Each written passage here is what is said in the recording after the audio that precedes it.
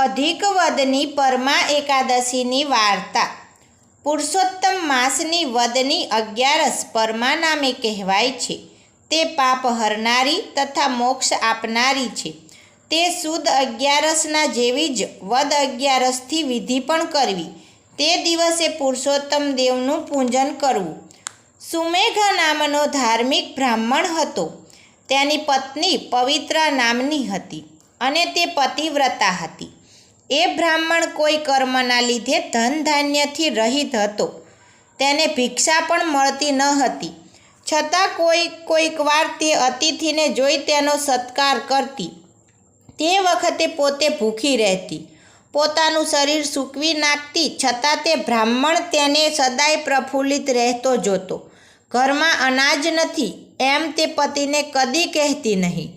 ધન વિનાનું ઘરનું કામ સિદ્ધ થતું નથી, માટે તું મને રજા આપ એટલે હું ધન કમાવવા પરદેશ જાઉં। આવું પતિનું વચન સાંભળી પત્નીની આંખમાંથી આંસુ આવી ગયા। હાથ જોડીને પતિને કહ્યું, પૂર્વજન્મમાં જે આપ્યું હોય તે જ હર કોઈ પૃથ્વી પર માણસને મળે છે, પણ કંઈ દાન જ ન કર્યું હોય તો સોનાના મેરુ પર્વતમાં પણ મેળવાતું નથી। પૂર્વજન્મમાં જે વિદ્યા દીધી હોય, પૂર્વજન્મમાં જે દાન દીધું હોય અને ભૂમિદાન દીધું હોય તે જ આ જન્મમાં મનુષ્યને મળે છે।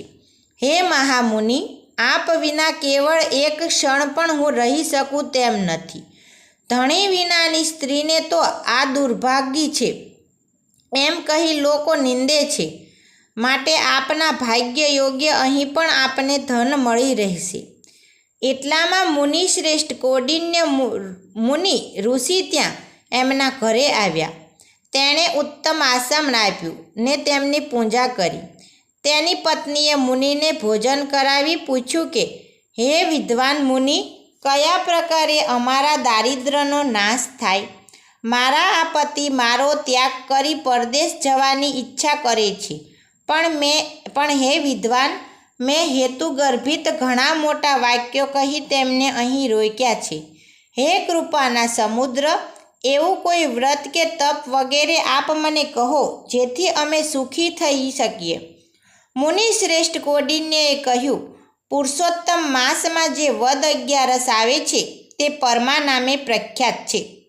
શ્રી વિષ્ણુ ભગવાનની સર્વોત્તમ તિથિ હોય, ભોગ તથા મોક્ષને આપનારી છે। તું પણ એ ઉત્તમ વ્રત જાગરણ સાથે વિધિપૂર્વક કર।